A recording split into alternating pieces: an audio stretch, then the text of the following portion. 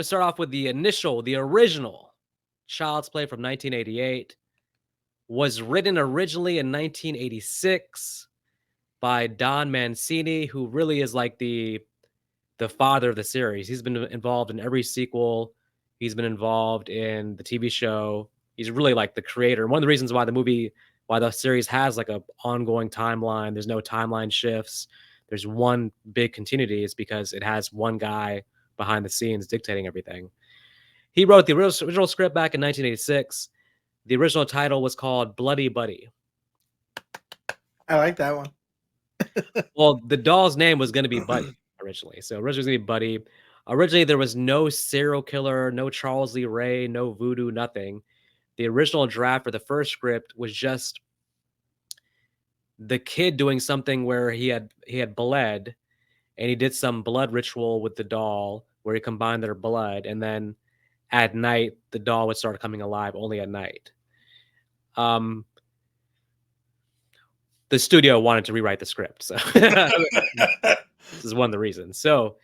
So they got Tom Holland, who was coming off the success of Fright Night. This is the writer and director of Fright Night.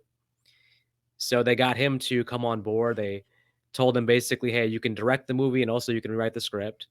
So Tom Holland gets to work on the script, and he comes up with the idea of like, okay, he changes the name of the doll to Chucky. And he's like, okay, this doll has to be, based on like a real human being. So he comes up with the whole Charles Lee Ray thing, but he can't figure out how Charles Lee Ray gets into the body of the doll.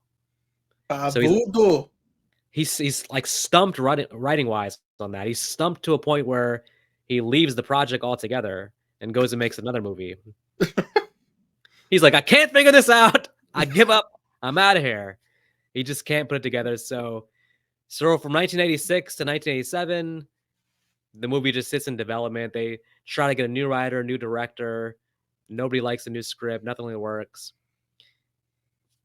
Tom Holland makes a whole nother movie in this time period, which doesn't do too well. But then after he makes that movie, 1987, he's like, oh, I got it. Voodoo. What was the movie? I forgot what it's called, but it's not even a horror movie. It's something. But it's important. I'll tell you in a minute why it's so important that he made this movie though in between. Otherwise, this whole franchise might be doomed. So, but he got the idea. But he's like, voodoo, I got it. So he's like, hey, I got the idea. So they bring him back on now, and now he gives a new rewrite on the script, and now it all comes together basically. But the movie he had made in between, Brad Dourif was in that movie. That's where he met Brad Dourif. So he comes back, and now he's Charles Lee Ray. He's like, okay, I just worked with Brad. Let's bring him on. He worked with Chris Sarandon, of course, on Fright Night. So he brings both his actors in. Originally, it was actually going to take place in the suburbs, which would have been, kind of predictable 80s fare, basically. But in the rewrite from Tom Holland, he was like, let's put this in the city to add some energy to it. So the movie takes place in Chicago, very much in the same area that Candyman took place. So Candyman and Chucky are both from the same neighborhood, you could say, in a weird way. So Candyman and Chucky is going to be our versus match, not Chucky and Leprechaun. I think Chucky's an unfair fight for... No, I think Leprechaun's an unfair fight for Chucky. I don't see how Chucky is going to manage against Leprechaun. He has voodoo magic. Does he really, though?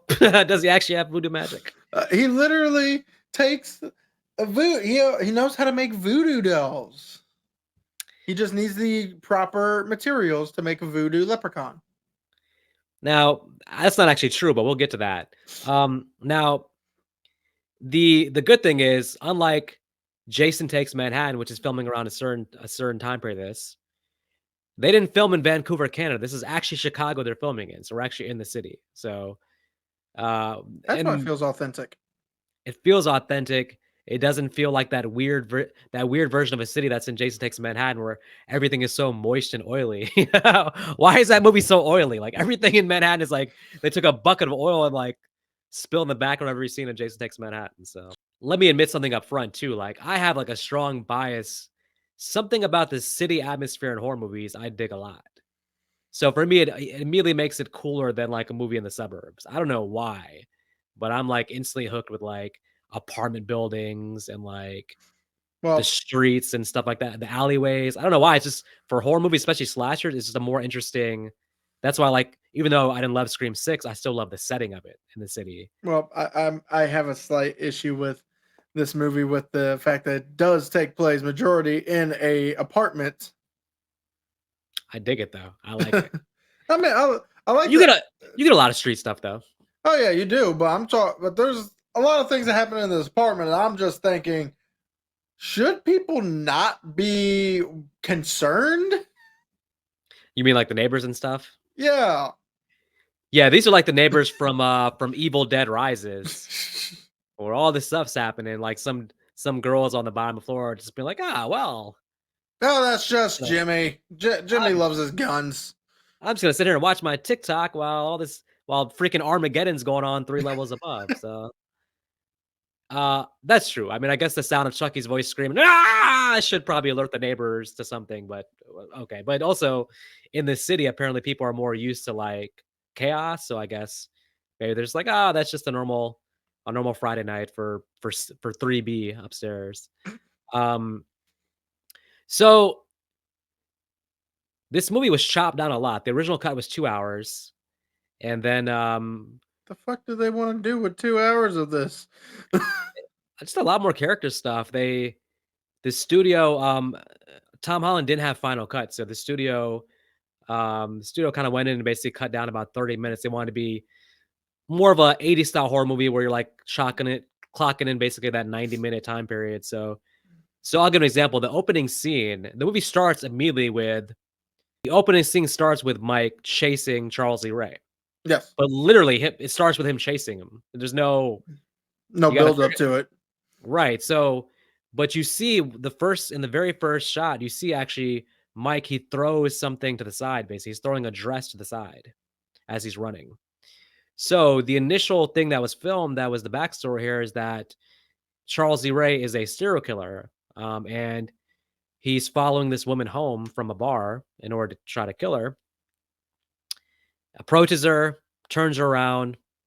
It's Detective Mike in drag. So Detective Mike is working undercover, throws away the costume, and now we have the foot chase here. So that's where the story picks up here. So you're telling me that I'm supposed to believe that this cop was in Chicago in a dress and full suit under that dress, and Charles Lee Ray didn't think, oh, that dress looks bulky as fuck. Well, listen, we're going to talk a lot about the incompetence of Detective Mike. Apparently in Chicago, the bar to become a detective is not too high. So. Well, apparently he has some magic ability to make it look like he doesn't have shit underneath a dress. Well, Charles E. Ray, Brad Dourif runs away, and you know, when you're gonna run like a criminal enterprise, one thing you want to do is make sure you have a reliable partner in crime who has your back, and when the chips are down, he's gonna be there for you. And what Not does Eddie. Charles E. Ray's partner do? What does Eddie do? He Runs. he takes off at the first sign of trouble. I mean, I know there's criminal codes, honor amongst thieves, but damn, Eddie, your friend got shot, and you just immediately. I mean, you couldn't have just like let I him mean, jump in the van. to be fair, he technically did still get caught that same night anyway. Well, Eddie's extremely incompetent, clearly. I mean, yeah, but still, even then, it's just like, oh man, a lot of this could have been prevented if just Eddie lets Charles in the van and they drive away. I mean, And get caught again. you know, sometimes I do a thing I call the Tommy Jarvis effect, where you can trace back the 1,000 murders to one person making a bad decision. Tommy Jarvis in Jason Lives, the Tommy Jarvis effect. And I think the Tommy Jarvis award this week is going to go to Eddie, who could have prevented all the future sequels, could have prevented a lot of murders just by simply being a better friend. Honor amongst thieves. You let us down, Eddie. You let down So, future people getting killed by Chucky. so if Eddie didn't do what Eddie did, To be fair, most likely knowing Charles Lee Ray would not have gone to jail. Most likely they both would have just been shot up in that car. And I guess Well, the only thing is our villain would not have been able to become a good guy doll. well, that's what I'm saying. I mean, I'm not saying it's good for them. I'm just saying that it would have saved many, many, many lives going forward. But it's neither here nor there. Charles Lee Ray shot, ends up in the toy store. Detective Mike comes in the toy store and shoots him again. And now we have about 3 minutes where I just want to say Detective Mike, Is after an idiot. shooting after shooting Charles E. Ray, I don't know if he just like became a kid again and wanted to see what's going on in the toy store, but he apparently just wanders around for the next 3 minutes, like not in hot pursuit of the criminal, but just walking around slowly, allowing Charles E. Ray to come up with this plan. A lot. At one point, Charles E. Ray like yells out like, "I'm gonna get you!" Like I'm like, dude, you can hear where he's at. Why are you still like? I know they give him like a 5-second thing where he's like he's reloading the gun, but he's just like he's like I'm guessing like there's a scenario where Mike is still in the toy store right now, just wandering around. Like this well, whole movie could have been him still in the toy store. well, let's be fair. Charles Lee Ray isn't all that much smarter than Mike because he decides after shooting at Mike to still stand there just to be shot. Like usually when you're done shooting, you're supposed to get down so you can avoid the bullets. Well, not only that, but he goes to find a hiding place, and from his hiding place, he's yelling loudly at the person. Like you're giving away your hiding spot, buddy. Like why are you gonna do that? He's not even really hiding at this point. He's with the good guy dolls. They're all in the one spot. Yeah, that's what I'm saying. He's like, I'm gonna get you. I'm like, dude, you're bleeding out and you're just giving away your location. So Well, even funnier is Mike's literally. Even though we find out later he did hear that, Mike literally is looking around like, where did that come from? Did I hear something? yeah, I think they should have done something where Mike at least could have been distracted here. I know eventually they have the little explosion thing where he flies back and stuff, but Whee! there's just no reason for him not to get to Charles E. Ray before Charles E. Ray is able to put himself in the doll. That spell he does, the voodoo curse, I've seen the sequels. That usually takes a solid like 1 full minute for him to do that. Well, it When still he does. Yeah, like that's a lot of time for I mean, how big is the toy store? Mike's wandering around like how big is this toy store that he can't find him? I don't understand, but I I know it what has it to be is. done. It was a Yeah. Toys R Us. Remember that Toys R Us that used to be here? Mhm. It's that big. Well, apparently, I mean, Even though it was inside a damn strip mall, which means it shouldn't have been that big. they should have had Mike walk in like with a gun up, like just very serious, then suddenly be like, "Ooh, Nintendo." Just As might as some well what they distraction. did. Yeah, some distraction there. Um, well, Charles D. Ray facing death realizes that hey, he thinks about it, he's like, wait a minute. I know this voodoo curse that can transfer my soul into something else, but I need a person to do that. Now, he's too hurt to really get to Mike. I mean, there just wouldn't work. So, with no other choice, he Good finds guy a though. good guy doll. And He's now, such a good guy.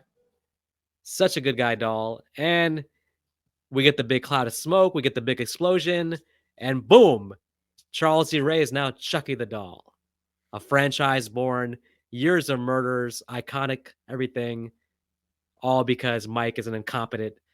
All because of two things. We're going to share the Tommy Jarvis Award between Eddie and Mike.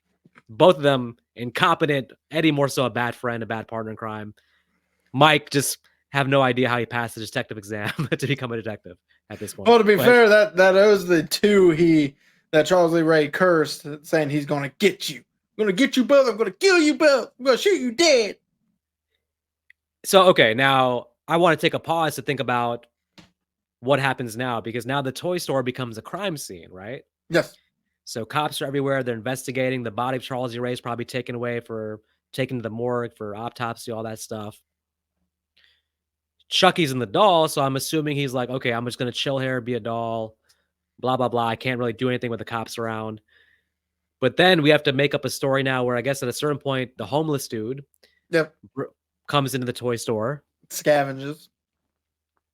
He must find a good guy doll outside the box, takes it, puts it back in the box, and like any smart businessman says, "Hey, I can resell this on the streets."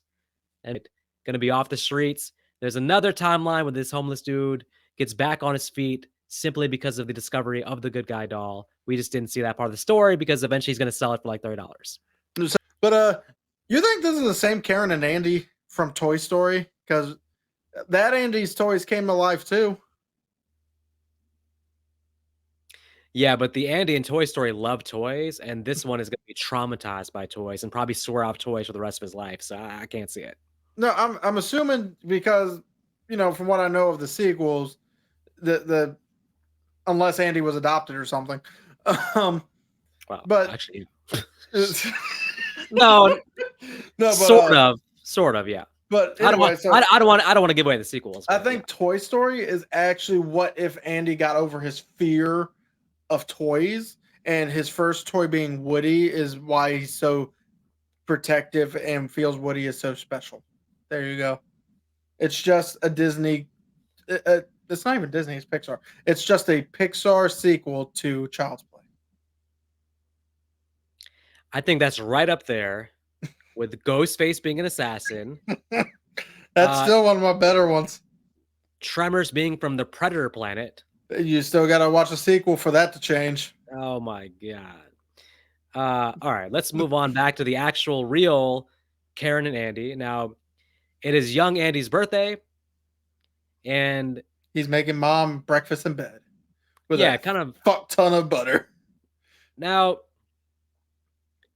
and we can assume that Andy's turning 6 because it's not really said, but the actor's 6 years old here, so we'll assume Andy's turning 6. Now, look, I like Andy, but what's he doing with that damn bowl of cereal? Because the kid's been eating cereal his whole life. Why does he think that an overflowed bowl of cereal where you can't even see the milk and the cereal spilling everywhere? Why does he think that's cereal? What's this kid doing? Easy. He's 6. He's had breakfast his entire life. All right, no Okay, excuse. All right. so you're telling. So let's throw a hypothetical to you. Yeah. So you're 4 years old, right? And Yep. you get yourself an apple, and Yep. you've seen your mom and your dad cut the apple into little slices for you. Yeah. Okay. So you, being a 4-year-old jerk, decides to get that apple, take a butcher knife, Yeah. or really a chef's knife, try to cut slices of the apple. What do you think is going to end up happening? You slice a perfect set of apples, and you and your parents have a great snack for lunch. Yeah. No, what you do is you cut your thumb almost all the way off, where your older brother then gets tired of your screaming and crying, so puts you in the bed with your mother, who was night shift at the time, and makes you sleep there bleeding out. First of all, there's a couple big problems with your comparison. First of all, why did you age me down from 6 to 4? We're talking about a 6-year-old. The level of brain development between a 4-year-old and a 6-year-old is quite high. So yes, a 4-year-old may not know what he's doing, but a 6-year-old, this kid's been functionally eating cereal his entire life. Why can't the kid pour a logical bowl of cereal? That's all I'm saying. Why and the toast he makes? Why is the toast hard as a rock? Because he's set the toaster onto high. Even though my toaster on high just makes it golden brown. Well, if his mom makes the toast every day, it's probably already preset where it needs to be. Why does he mess with the settings in the first place? I don't I'm know, just but also in the case of the thumb thing, it's also this thumb that's like dangling down and just halfway cut off because you try to cut a fucking apple with a chef's knife. Yeah, that actually happened. I was there. Are you trying to tell something about what happened in your childhood? Because this sounds like a very personal story. So, well, let me see your thumb. Well, you got all your fingers? Yeah, I still got my fingers. Oh wait, yeah, it's right. Have you sworn off apples forever because of No. this? You traumatized? I like apples. All I don't right. eat them a whole lot, but I like them. I don't cut them though. Look, all I'm saying is I like the initiative, Andy. I like the thought of making mommy breakfast in bed, but you got to give her something edible that she can eat. She sees that breakfast, she's like, you know what? Maybe later. But he tried to later. fix, She means never. He tried to fix the toast at least. The giant ice cream scooper of butter. Man, He actually wanted to give his mom high cholesterol that day. yeah, he put that. It does look like an ice cream scoop. It's so funny. It looks like ice cream on it. She's just like, I can't eat this mess. Right? But it does a good job establishing that this is a loving mom and son relationship. They have chemistry. I think it's hard to pull off mom and child on TV because you're Because dealing with, most child actors suck. well, that's a big thing too. But even a mom, like, to treat a child like they're your real child, there's a certain connection there. It's a tough thing, and they pull it off. Actually, they believably feel like they are mother and son right away. So kudos to both of them, but especially Andy, because again, for a 6-year-old, the only complaint about Andy in the movie is that some of his lines are sometimes like they're kind Not of said drug correctly. out. You want to put his line delivery like on a 2 times speed sometimes. They're like very slow and drawn out, but I mean he sounds like a 6-year-old because he's 6. So um It sounds like but he's scared, so that's why he doesn't want to say everything right away. yeah, maybe fair play. So young Andy wants one thing for his birthday.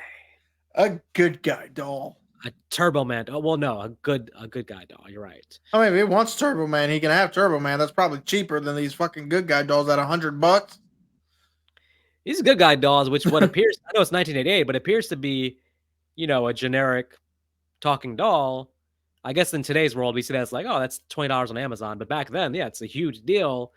This thing is running commercials. This thing probably has billboards, banners. This is the hottest toy in America of 1988, apparently, within the story. So young Andy wants the toy, but the mom being realistic, and I like the realism, just being like, hey, I know you want it, but I wasn't able to save money for it. So instead, take these clothes. Yeah. And young Andy's not excited by the clothes at all, as no kid would be. Well, let's also be fair. It seems like the mom doesn't exactly have that good of a job with a boss that is needs to get kicked in the nuts. Absolutely. And one of the things that got left out in the cut scenes or the flattening of the script a little bit is that the father for Andy was killed a year before this movie takes place. So apparently died in a car accident about a year before. Charles Lee So Ray, that he did it. no. Apparently it was just like an accidental car death. But yeah, so that's kind of the backstory with them. They're just trying to make ends meet basically. She's working this job with, as you said, a boss who is terrible. Yeah, forces her Won't, to stay. won't let her have the night off on her son's birthday. Yeah, like I said, forces her to stay. And I'm just thinking to myself, I'm glad that we are not living in the 1980s with these kind of bosses because I would not, I would be unemployed because I would have kicked this guy square in the nuts. I think that she's in that unique position where she really just can't quit this job because this is her lifeline to provide for her child. So yeah, I would have been like, "What do you mean? It's my son's birthday. I can't take off." It's Like, like, okay, well, I'm gone anyways. You better find someone to handle this register. yeah, I'm sure she could have found another jewelry. She could have worked at a pawn shop. She honestly could have like gotten the homeless dude to cover for her and just gave him like $20 for it. So now, speaking of that, the homeless dude who's been hanging out with Chucky, all the while planning to make a profit, has finally found a good customer because she's desperate to buy the good guy doll. And her friend, who is very street smart, apparently, has now set up the deal with the homeless dude and Karen. So the only thing I don't really understand is Charles Lee Ray does not seem like the type of character to lie in wait. He seems like one of those I need to take action now because I'm just getting bored out of my mind. It's interesting to think about what what his plan is at this point, because obviously there's a couple of things you can think about. The idea of, okay, his first priority obviously is to get revenge apparently on Eddie and Detective Mike. But realistically, probably the first thing he should do is go see the voodoo guy, John. Yeah. The voodoo guy, John, is going to give him his his answers to, like, hey, how do I get out of the doll? What's going to happen from here? He ends up prioritizing where it's like he visits John after he's gotten his revenge, or when he starts bleeding and he realizes like, okay, something's going on here. But I guess maybe I'll chalk this up as like he's laying low at this point because he's still trying to figure out his plan or something. Like he's clearly just laying low. I mean, so she buys the good guy doll, of course, without really trying it out to see if it works, I think. But she takes it and she's going to go home and give it to Andy, who's super excited because now he has a new friend to play with, Chucky, Yes. which, Which hey, he, I get it. the No, no siblings. If Andy had a sibling, probably the need for the good guy doll wouldn't be there as much. But his dad's gone; he has no siblings, so it makes sense he's going to immediately become attached to the doll. And Maggie, which now we can trace her death, her upcoming death, as a result of the asshole boss. She's just trying to be a good friend here, covering for Karen, who has to work because the boss wouldn't let her get off. So now Chucky, from now on, I guess I'm just going to call him Chucky. I'm calling him Charles Ray for some weird reason, but he's actually Chucky now, of course. Yeah. Well, he was Chucky even with Charles Lee Ray. You find out that's his nickname. Yeah. His decision to kill her now is because she saw him move. Yeah, I gotta admit, I do appreciate the movie does have a lot of creepy scenes. The fact that it's set up well. First, Andy asks her, like, hey, he's like, Chucky said he wants to watch the 9 o'clock news. Like, why so specific? Well, you gotta think back then, the 80s, you had like probably just like 3 local news channels, and it's like the 9 o'clock news, 10 o'clock news. He wants to see what's going on with Eddie, so it all makes sense. He's trying to figure out the update on Eddie. And she's just like, no, go to sleep, pretty much. But then you cut to, she hears a noise, and you see Chucky plopped up on the chair, couch, watching the 9 o'clock news. She gets mad and basically acts like, in his opinion, acts like a bitch, and that's why he's going to kill her now, as he tells Andy that she was a bitch and she got what she deserved. I don't think anybody quite deserves to get a hammer to the head and then flying out the window, flying all the way down and smashing through a car in painful fashion. It was a plastic hammer. To be fair, she shouldn't have even walked backwards. She should have just taken it like a woman because it was a plastic hammer. Okay, plastic hammers don't hurt. Yeah, but think about the shock element of it. It wasn't the impact of the hammer. It was the fact that she was seeing a doll hit her in the head with a hammer, caused her to fly backwards, and then she was her own worst enemy because she did a triple somersault through the window, again, crashing completely 75 feet down into oblivion. But I did like her character, and I was actually surprised to see her die that quickly because she's just trying to be a good friend, and this is what you get for being a good friend. So maybe I was wrong about Eddie because Eddie was a bad friend and he died too, but now here's a good friend who died as well. So maybe friendship doesn't mean anything either way. So can we actually talk? Well, I guess we should probably talk about Detective Mike investigating this murder. And well, yeah, some of this podcast is just the trial of Mike as a detective. So now we're going to get to him showing up at the scene of crime to investigate, to crack the case as only Detective Mike can. And he's going to put together that there are footprints on the counter. And flour. But Mike, being smart, he already did check all of Andy's shoes. And he came to the conclusion that the footprints don't match any of Andy's shoes. So he doesn't think it's him. Wait, he didn't check the shoes that is currently on Andy's feet while he's sleeping. Well, why would someone need to sleep with shoes on? Very true. Now, the other thing is, Andy comes running out of his room and, hey, Andy's cracked the crime. He's cracked the crime pretty quickly. He says, hey, it was Chucky. And Detective Mike kind of gives the weird side eye, like, is this kid serious? But you would think Detective Mike would very quickly at least check Chucky's footprints versus the footprints on the counter. That would very quickly, now, as obviously as ridiculous as it sounds, how could a doll be the killer? Everybody's going to rationally be like, okay, this kid's crazy. Why not check the shoes just to be on the safe side? So I'm like I said, I'm completely fine with the detective not believing him about Chucky, but he did check the shoes that's on Andy, and they do have the same pattern that's on the flower. But the problem is he didn't check the size. The size was never going to match up, though.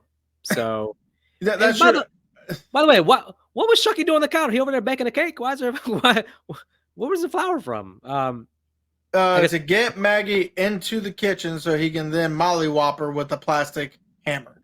that's true. Maybe Chucky did want to bake some cookies also, but we never see that part. Oh, I love cookies, especially ooey gooey chocolate chips.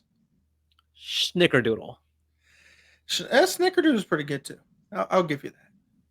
Now, what about this, Detective Mike? Shouldn't the name Chucky? Ring a bell? Okay, because now the name I'm assuming that he was actually investigating Charles E. Ray, so he Yes. knows the background. He of has the murder. file in his file cabinet. So he should know probably that the nickname is Chucky. And he also should know that maybe, okay, there's no way to know that he's into voodoo. So maybe he doesn't make that connection. But the name Chucky should at least, and he also knows that the body of Charles E. Ray was found amongst a bunch of good guy dolls. Yes. Okay, but I'm going to give Detective Mike a pass because for the story to work, he can't figure things out too early. He could at least stop being stupid. Well, he's trying to get Karen's phone number, so he's trying to get a date. So that's no, he's trying to pin all of this on a little damn kid. Look, he's doing just a deduction of logic here. The woman was babysitting the child. The child's the only one in the household.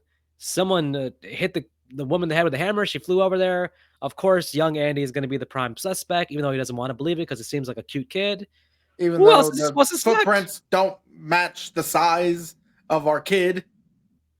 But for the human brain to believe that a doll came alive and did it, that's going to be like, that's a mind trip. You do have to kind of see the evidence for yourself before you can really believe it. Even the mom is skeptical at first. Well, let's be fair. If that kid came up to me and said, "Hey, Chucky did it," I was like, "Well, you know what?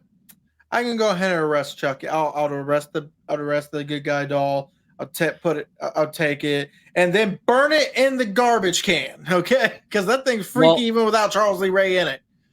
Well, now I'll turn it back to Karen because if Andy is saying that Chucky did it or saying anything bad about the doll as the mom, I would say, hey, we have to throw away Chucky. Chucky has to go. Yeah. Immediately that night, she should take Chucky and burn it in her fireplace. Well, he would come alive and kill her then, so probably not. As we'll see, he's going to try to kill her later on when she tries to do that. But yes, separate him. She's the next day sending him to school with the doll. What do you think is going to happen? More chaos. Well, I'm trying to figure out why. I mean, I was about to ask myself, why is he going to school with a doll? And then I see another kid go in. It's like, okay. I'm still trying to remember young. Well, yeah, I mean, the fact that Chucky's going to convince him to, take a little train ride and let's go visit Eddie. So I want to talk about Eddie Kabuto's death. This guy is apparently smart enough to know when to attempt to get out of town, but also smart enough to escape prison, to then go through his entire house shooting at nothing. Yeah, Eddie's a very polarizing, hard to figure out character because, of course, we established that he's a terrible partner in crime. Doesn't have the thieves honor code, whatever it might be. But also, he gets caught the same night, which means he is incompetent. But then he does escape prison, right? So, So if he's smart enough to escape prison, then what? How come he's apparently dumb enough to just start blasting with every room he goes in? I mean, I know I guess it's because they want to watch him get blown to smithereens. Yeah, but come on. I would have thought Chucky, being the sadistical son of a bitch he is, would have wanted to like torture him more or more taunt him before killing him a little bit more than he did. But Eddie didn't even know he was there. Yeah, I would thought he would have had to want to rub in his face like, "Hey, it's me, Chucky, killing you." But it still ends up being a fun little death. I mean, now, and they're like in a seedy neighborhood. It feels like he went to Candyman's neighborhood here. Well, even worse thing is Eddie sees Andy outside his window. So, in my opinion, being in such a dilapidated house, I'd be thinking, okay, this kid who's cutting school just wanted to be cool and come into some creepy ass house. I'm immediately going to start putting my gun away. But instead, he decides to go to into the kitchen and blow his ass up. I know Andy's 6 years old, but does he? One thing we don't seem to get like a clear picture in his head of what he's thinking. Is he under the impression that it's normal for a doll to be like talking and like running around by himself and doing things? Like I know that obviously children, they believe in Santa Claus, Easter Bunny, things like that. But does he think Chucky's behavior is like normal doll behavior? He's still like, I don't know. It's funny. He's like kind of like he knows Chucky is doing bad things. He admits at the police station, he's like, Chucky told me that if I tell you, he'll kill me. So he's been threatened, but well, either way, basically, prime suspect number 1, Andy Barkley. Yeah, and again, I'm just thinking to myself, like, so you think this kid is apparently smart enough to get into this guy's house, one, targeting him when when Andy wouldn't know him, goes into the guy's house, turns on the gas, and then, gets the fire away so that way it's just gas. Mm-hmm. In the attempt that this guy is actually so trigger happy, he would just shoot as he opens the door. You tell me Andy is that damn smart? Well, Andy's basically going to grow up to be Liam Neeson from the Taken series. I see that. Even as a 6-year-old, he has a very particular set of skills, it looks like. Yeah, the skills is allowing his doll to disappear while he's taking a whiz. Right. Well, nobody believes Andy, and Andy's going to be taken away from his mom because they think that he needs to be under the watchful eye of a doctor who can observe him and try to figure out if he's off his rocker or not. So, and that's where the mom starts to believe Andy because she tells him, listen, if you don't tell the truth, they're going to take you away from me. The fact that Andy's still claiming that Chucky's the killer makes the mom be like, okay, I believe my son. He wouldn't lie at this point. So she's going to take Chucky home and she's going to like basically, well, first she's going to find out that there's no batteries in him. Right. Which is a big red flag. But then, this is a pretty tense, fun scene because she looks under the couch and it's pretty tenseful, but Chucky's still, and by the way, the movie has a strong discipline patience. We're like 45 minutes in the movie and they haven't really shown Chucky be Chucky yet, 45 minutes in. So he's really like committed to like not actually showing himself, but being forced with the idea of like, hey, I'm going to throw you in the fire unless you like come alive. Chucky comes alive and I laughed because I was expecting him to come up like just like being like, angry, whatever like that. But oh, he was angry. The dialogue. Now, the writer Don Mancini, he said that there was when he was writing Chucky, he was influenced by both Freddy Krueger and Gremlins. Oh god. So he had those on his mind. So you can see the Freddy influence though. Chucky says bitch almost as much as Freddy does. So Chucky's like a little mini Freddy here, I would say. So well, and you can see the Gremlins inspiration by how damn active and crazy he gets. Right. Exactly.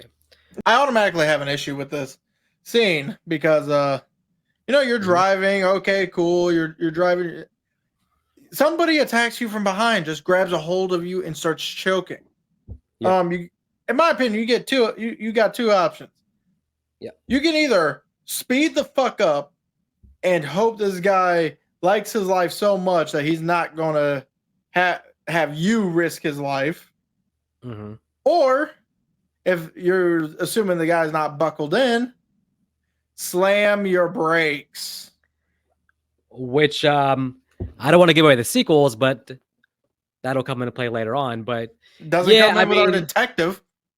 I'm gonna default to the logic sometimes used, which I don't always love, with the idea that hey, it's easy to like comment on it while watching it, but if you're the one being choked, who knows how you actually react? Although he's a cop, so he should be at least more fight or flight mode, more combative, or more used to those specific kind of situations. But I guess nobody can really be used to being attacked while you're driving. But I'll say this: the knife coming through the seat made me go, oh, because that thing's coming through. I'm picturing myself driving. I do like that. So if Chucky actually just started doing that instead, like the very first stab gets him in the side, not fatal, but then all the other attacks is, what we get, I would be fine with that because then he can't get to the brakes. He's constantly jumping into the air to avoid the knife. But Yeah. him being choked, it's like, no, dude, you have plenty of time to slam the brakes. Now finally, after evidence in his face, he can't deny Detective Mike is a believer. Although the next scene he goes and sees Karen, but we don't see him actually tell her that he saw that Chucky attacked him. So he doesn't, if you notice, he doesn't actually tell her in the scene. So it's like, huh? Why not? But Maybe it's one okay. of the scenes that got cut out. Yeah, he just tries to convince her, like, hey, I made the connection. I figured out he's a believer now, but she must be thinking, like, huh, why did he come over to my side? Um, well, So next is John. John, who is visited by Chucky. Now, look, John, I mean, listen, survival instinct, you're visited by a killer doll. You know he's a threatening former serial killer. I would just, for this scene, John, you didn't have to die here. You could have played along, but you had to go and call him an abomination. You had to say, you have to be stopped. And you run the room to make a phone call. I don't think Chucky came here to kill you, my friend. Probably Well, not. maybe he did. Maybe he did. But he came here to get some information. Use them. He gives him all the information. Like, dude, keep yourself useful. Don't give him all the information. Bargain with him, negotiate with him, make sure that you come out of this alive. Well, let's be fair. At the same point, Chucky was already breaking both his limbs. Like I said, I really like this scene because this is also, I think, the only scene I can think of where a voodoo doll is used to kill somebody. Well, let's talk about this voodoo doll for a moment because Chucky basically says a line that made me question everything. He's like, you should really like not leave this where someone can find it. So the voodoo guy made a voodoo doll of himself that could be used to destroy himself. See, I don't know how much. So I don't know how much I agree with that. I feel like the contents to make the voodoo doll is probably what he's talking about.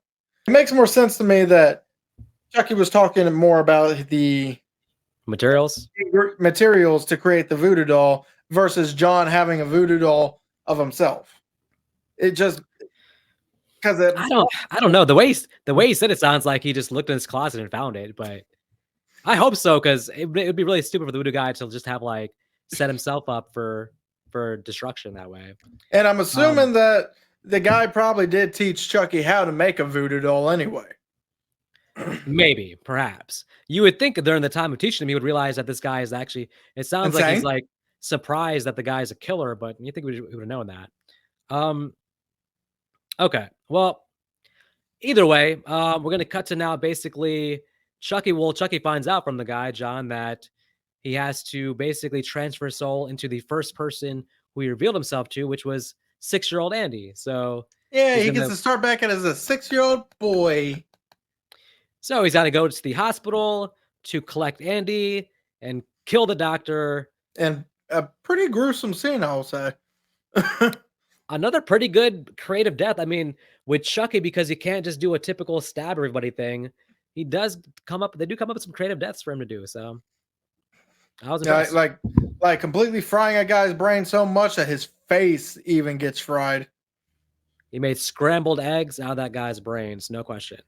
Oh yeah. Um, all right, so basically, we're gonna get to now Chucky going back to the apartment with Andy. Um, Chucky in an elevator where an old couple says he's ugly and he says "F you." He's like That was ad libbed by Brad Dorff in the post. that, So he added that in, which is hilarious. that was hilarious because granted you never see the doll's mouth move when it goes back to him, but literally the thing goes up and just fuck you.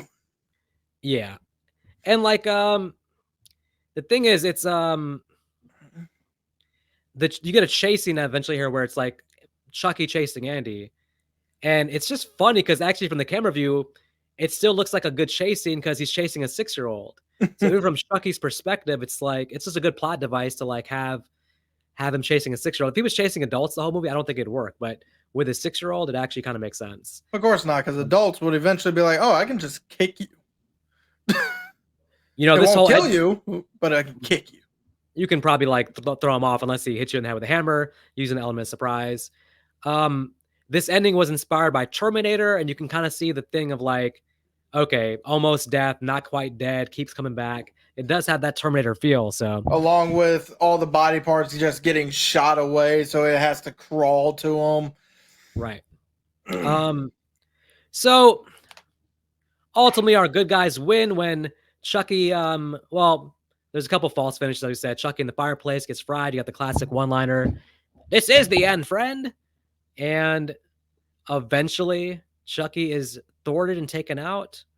By the way, It's pretty satisfying with the ending, to be honest. So it was pretty good. there's one thing I'm not satisfied about. So you obviously know this doll is a fucking serial killer, right? Yeah. So would you, as Detective Mark, not only after you throw the doll away, you then keep your eyes off the doll to make sure Andy's okay? Would you do that, or would you keep your eyes on the doll of the freaking psychopath that's going to come up and just stab you in the hamstring? Probably that first thing. Yeah. No. Yeah, I gotcha. It wasn't again. Detective Mike isn't the sharpest detective in the Did world. I So say Mark? I think you did. So it's okay. Um. Oh my gosh. All right. Okay. I'll wrap it Happy up. Just ending. Chucky yeah. is dead. Chucky's dead only until part 2, which we'll be reviewing next week. So, I'll say this: it's a good introduction to Chucky. You get all the lore established. If you look at there's an arc of horror villains. Also, I would say, like if you think about Freddy, Jason, Leprechaun, where the first couple movies are more serious, more suspenseful, and then throughout the series, though, in the sequels, it becomes more farcical, more parody themselves, more funny. So this is kind of the thing with Chucky and Child's Play. The movie is aiming more for suspense. The score is like very horrorish. It's played mostly not for laughs. It's played as straight up horror, and I do appreciate that. It's not my favorite in the series, but there's not much I dislike about it. I like the acting. I think Karen and Andy are strong characters. I think Charles Lee Ray Chucky's a strong character as Chucky. Parts 2, 3, and 4 generally have more rewatchability. But yeah, I'm going with a weak 3 stars, but still 3 stars. I can see why people like this movie a lot, and I think it's pretty good. So I am going to be very controversial with this one. Yeah, Because what else is new? so I like Chucky. Yeah. I like Brad Dourif as Chucky. I like how the movie is shot. I like the deaths. Now let's go on to my negatives. Oh wait, one more positive. I like Andy. Yeah. Now let me go on to my negatives. I didn't care for Karen all that much. Okay. I understand that she still needs to be there, otherwise, because you can't really take her character out and it would be the same movie. No, she ain't. She's still an important character in it. Yeah. Mike, on the other hand, you could take him out, and this movie probably wouldn't have changed. You could just have the homeless guy follow her the rest of the damn movie, and this movie would not have damn changed. In fact, the homeless guy would have made more sense. He could have died. He could have died in that car scene, and it would have been okay. I think, honestly. Yeah, but and I have an issue because we watched Fright Night, we reviewed Fright Night, and Chris feels like he does not give a damn with this script. Almost like he read the script, knew they were making him stupid as shit, and went, "Y'all ain't getting my best." Well, look, he's a legend. He's amazing in Fright Night, and then he's amazing in Princess Bride, and then Never there's seen this it. one. Well, he's a classic villain in that movie, and then this one, it's kind of like, yeah, it's kind of just generic detective role, and Generic, yeah, generic detective at the very least would have ruled out Andy at some point. well, okay, incompetent, extremely incompetent detective as well. So, yeah, I feel you. It's not his best role. I think of the main cast, I think he's the weaker point, which is surprising because he's a really good actor in general. So, And now, granted, the fact that I've watched Bride of Chucky before watching any of these probably ruined the appeal for me, but this is the type of villain that should not have ever been played serious, in my opinion. He should have been, this should have been a horror comedy, just like all the others. So, overall, they I'm pivot giving, to that in the sequel. So, yeah, overall, I'm giving this movie a 2 because, to be fair, I'm probably not going to watch it again. fair. Yeah, But I don't I think guess, it doesn't have the same rewatchability for me as the later ones, but I think On the first watch, I found it to be very, very good, so On my first watch, all I could say is I like the character of Chucky, but that's about it, really. I mean, I know that the sequels still follow our main character, but I would have not have given two shits if he'd never came back for the sequels either. Uh, he actually so in the well, in part 2, he's still a kid, and then part 3, he's like a teen with a Is different he actor. still the same? I was about to say, is it the same actor or different? But you just Same answered actor, that. but even he does a better acting job in part 2. I mean, he's a little bit older, but not that Right. much. But you So said in 3 he's played by a different actor. yeah, because they do a time jump to him as a teenager then. So Okay.